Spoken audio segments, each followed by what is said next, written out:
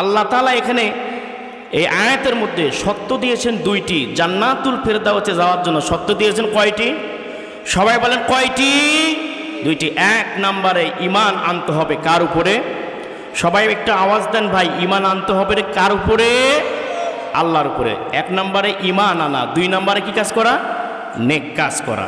সম্মানিত ভাইয়েরা আমার, তাহলে আমি যে আয়াতে কারিমে তেলাওয়াত করেছিলাম সূরা মাইদা, এই আয়াতের মধ্যে আল্লাহ তাআলা বলছেন ঈমানদার যারা হবে তাদের বন্ধু কয়জনের কথা বলছিলাম?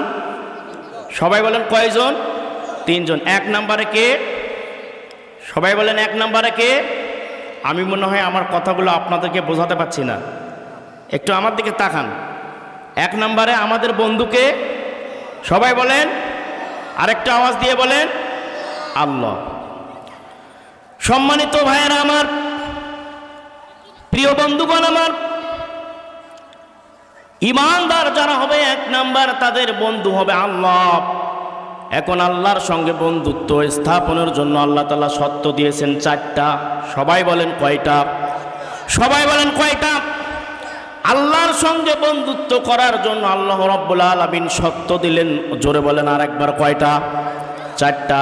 আল্লাহ তাআলা শর্ত দিয়েছেন চারটা, তার মধ্যে এক নম্বর হলো আল্লাহ রাব্বুল আলামিন বলছেন আমি আল্লাহর সঙ্গে যারা ঈমানদার, আমি আল্লাহর সঙ্গে যারা বন্ধুত্ব স্থাপন করতে চায়, এক নম্বর শর্ত হলো আমি আমার বান্দাদের উপরে যে কোরআনুল কারীমকে নাজিল করেছি এই কোরআনুল কারীমকে তাদেরকে পড়তে হবে। কোরআনুল কারীমকে কি করতে হবে? সবাই বলেন কি করতে হবে? আল্লাহর সঙ্গে বন্ধুত্ব স্থাপনের শর্ত হলো চারটি। তার এক নাম্বার হলো কোরআনুল কারীমকে পড়া, দুই নাম্বার হলো কোরআনুল কারীম বোঝা, তিন নাম্বার হলো শুধু পড়লেই হবে না, বুঝলেই হবে না, তিন নাম্বার হলো বাস্তব জীবনে প্র্যাকটিক্যালি আপনি যা পড়বেন, আপনি যা বুঝবেন, পড়া এবং বোঝার পরে বাস্তব জীবনে ওইটা আপনাকে মানা লাগবে।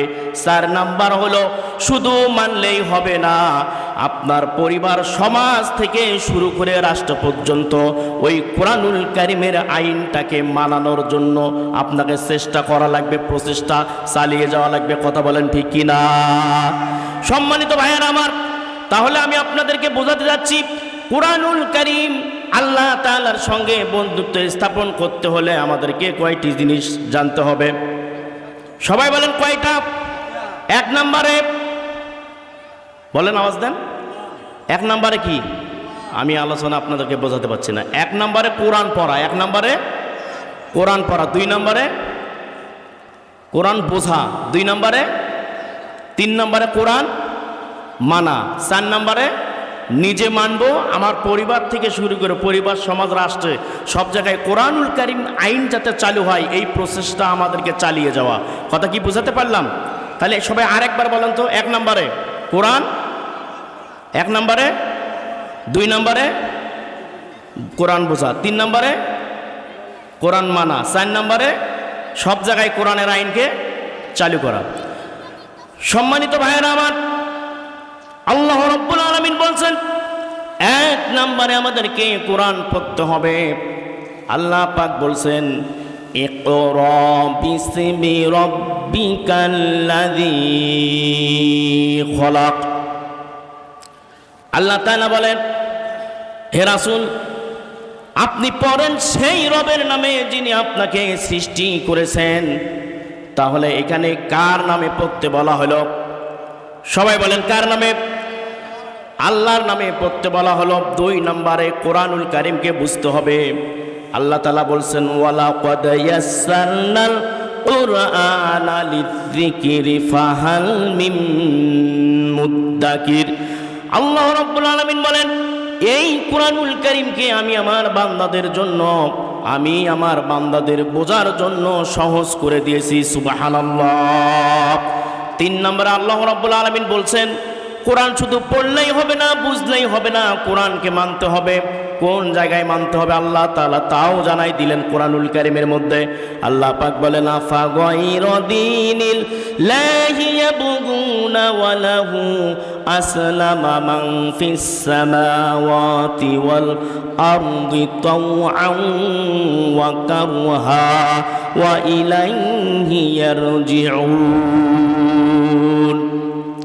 আল্লাহ রাব্বুল আলামিন বলেন আফা গায়রা দীনিল্লাহি ইয়াবগুনা ওয়া লাহু আসলামা মান ফিস সামাওয়াতি ওয়াল আরদ, তারা কি চায় আল্লাহর দেওয়া দিন তথা আল্লাহর দেওয়া জীবন ব্যবস্থার পরিবর্তে আর অন্য কারো আইন?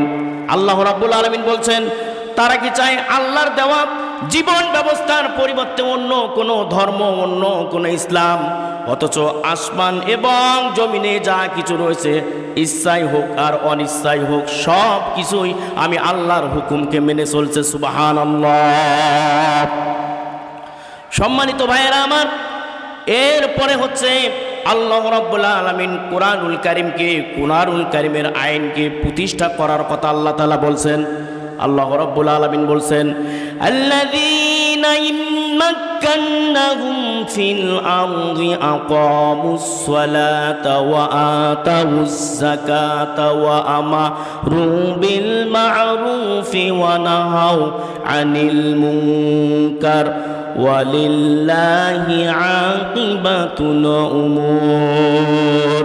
আল্লাহ তাআলা বলছেন আমার মুমিন বান্দারা যদি ক্ষমতায় যায়, আমার মুমিনেরা যদি ক্ষমতায় যায়, ইমানদার বান্দারা যদি ক্ষমতায় যায়, ক্ষমতায় গিয়ে তারা 4টি কাজ করবে। সবাই বলেন কয়টি কাজ?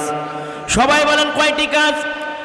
1 নাম্বার তারা যাকাত, 1 নাম্বার তারা নামাজকে কায়েম করবে, 2 নাম্বার যাকাতকে আদায় করবে, 3 নাম্বার সৎ কাজের আদেশ দিবে, 4 নাম্বার অসৎ কাজে বাধা দিবে। বলেন সুবহানাল্লাহ।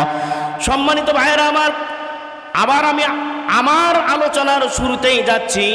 আমি আপনাদেরকে বলছিলাম আল্লাহর সঙ্গে বন্ধুত্ব স্থাপনের জন্য শর্ত যেন কয়টি? সবাই বলেন কয়টি? মনে আছে আপনাদের? 1 নাম্বার কি?